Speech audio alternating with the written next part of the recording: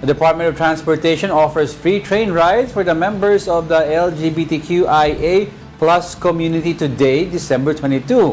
And for the latest, we have mobile journalist Arles De Los Santos. Arles! Angela at Diego, nako, ngayong araw nga ay nagpapatuloy yung DOTR yung programa ng DOTR na 12 Rides of Christmas, kung saan sinubukan natin ito bilang kabahagi ng LGBT community. Gayon din kasama natin ang ilang mga solo parent. No? At so far, naging maayos naman yung proseso ng pagpasok dito. Hindi ka kailangan hingan ng kahit anong ID or any qualification. Kailangan mo lamang sabihin doon sa ticket booth ang iyong sector kung saan ka galing, no? And then after nun, pwede ka nang mag-proceed after getting the ticket, and then pwede ka nang pumasok agad doon sa train ride. So far, naging smooth naman ang ating experience dito, no? At isa lamang ito sa mga araw na ito sa kasama doon sa 12 rides na DOTR na ino-offer, no?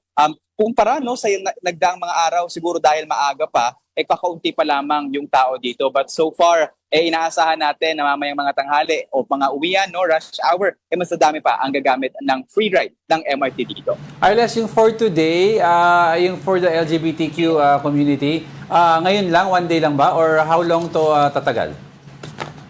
Mula ito, nagpapatuloy ito, Diego, no? At meron tayo dito ng iba't ibang mga sector na kino-cover, no? May mga solo parent, may mga women mula sa women's sector, at iba pa, no? Actually, pwede tayo mag-tour dito ng mabilis lang, sige, no? sige. Kasi dito talaga, tuloy-tuloy naman yung pagpasok ng mga tao, no? So, ayan, dito. So, kakaunti pa yung mga tao dito, pero so far, ay ang mga kasama dyan sa bibigyan ng free rides, no? Ay mula December 14 ito, no?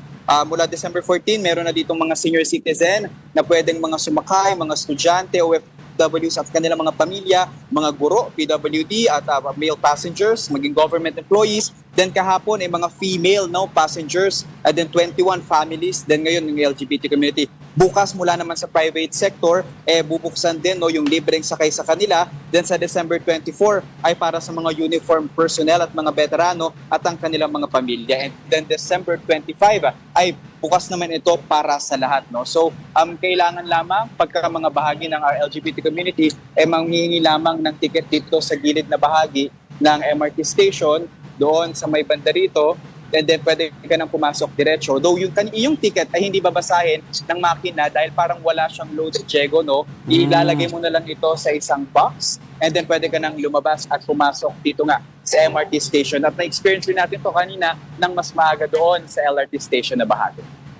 Well, I remember, Arles, nung unang nilabas itong announcement na to ng LTFRB, ay naging a little controversial, no? Pagdating doon sa sinasabi nga na libre yung mga members ng LGBTQ. And later on, naging parang joke na rin siya, biniro-biro na lang na paano daw kasi, 'di ba? Paano pag hindi ka pa out or whatever, paano mo ipe-present yung sarili mo bilang LGBTQ dahil hindi naman lahat nakikita, 'di ba? So, pero kapag solo parent ka, do you still need ID?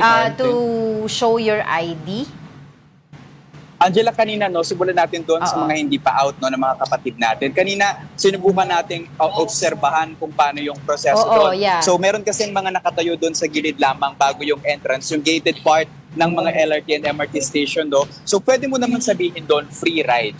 Hindi mo kailangan sabihin for LGBT or solo parents, and then bibigyan ka na ng ticket. Pero meron tayong ilang mga nakasabay dito na talagang inihanda na nila yung kanilang mga solo parent ID para hindi na rin siguro sila mahirapan at hanapan pa ng kung ano-ano mga dokumento. Though wala naman talaga at least, no? Sobrang dire-diretso lang, and kahit yung experience natin, no judgment, bibigyan ka lang nila ng ticket, nakangiti pa sila, and then siguro alam na nila yun, no, on their end kung saan ka ng sector, and then pwede ka na sumakay at makapunta kung saan ka man paroroon. Arles, ang fear ko lang baka may mga mag-take advantage sa mga hindi naman kasama sa LGBTQ community na sasabihin free ride. Paano ang tugon ngayon dyan? Bibigyan pa rin ng ticket kahit di ka miyembro? Basta sinabi mo free ride? Ang ayaw kasi nila dito, Diego, magkaroon ng judgment or Yes, prejudice doon sa mga kapatid natin. And to be fair naman, hindi naman din lahat ng mga members na LGBT community either naka-cross-dress or sobrang feminine, Oo nga may mga masculine din at hindi talaga mapapansin. So as long as you would like to avail yung free ride, hindi ka naman mahihirapan at pwede ka naman pumasok dito. Siguro nakadepende na rin yan sa tao kung they want to take advantage of the free ride. But so far, yung mga hindi naman kabahagi ng community, marami pa rin ang mga kumukuha ng mga ticket. And meron din na mga part ng community or mga solo parent na hindi na rin naggamit ng free ride. Ginamit nilang kanilang mga big card or bumili sila ng kanilang mga single traded ticket. Baga, Arles, parang honesty system na lang, no? Tama ka dyan, Diego.